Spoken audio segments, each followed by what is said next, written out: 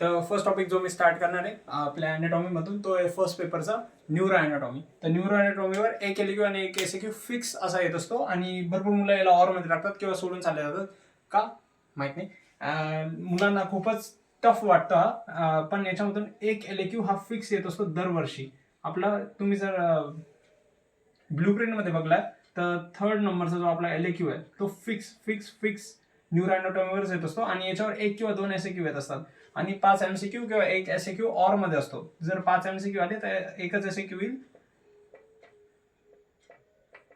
आणि जर 5 एमसीक्यू आले नाही तर 2 एसक्यू येतील.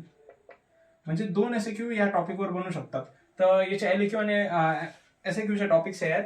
तर आपण पूर्ण न्यूरो अॅनाटॉमी न वाचता फक्त एलक्यू आणि एसक्यू कोणत्या टॉपिक्सवर बनू शकतात याचा आपण अभ्यास केला तरी आपले एलक्यू आणि एसक्यू इझिली आपण पास होऊ शकतो. तर एलक्यू याच्यावर येतात सेरिब्रमवर, सेरेबेलमवर, स्पायनल कॉर्डवर, ब्रेन स्टेमवर, ब्रेकियल प्लेक्सस, लंबोसॅक्रल प्लेक्सस आणि कोरॉइड प्लेक्सस. आणि एसक्यूचे याचे टॉपिक्स आहेत circle of Willis, CSF circulation, pons, medulla oblongata. आता ब्रेन स्टेम मध्ये येतं पॉन्स, मेडुला ऑब्लॉंगेटा आणि सेरेबेलम. तर सेरेबेलम हे वेगळं पण विचारलं जाऊ शकतं, पॉन्स हे पण वेगळं विचारलं जाऊ शकतं आणि मेडुला ऑब्लॉंगेटा हे पण वेगळं विचारलं जाऊ शकतं. म्हणून आपण पहिले पॉन्स करायचं, मेडुला ऑब्लॉंगेटा करायचं, सेरेबेलम करायचं, म्हणजे आपलं ब्रेन स्टेम आपोआप पूर्ण होतं.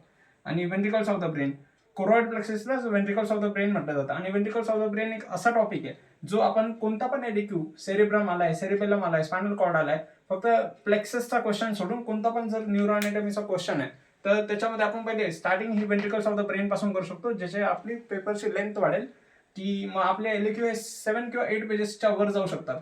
म्हणून आपण वेंट्रिकल्स ऑफ द ब्रेन पहिले पाहूयात.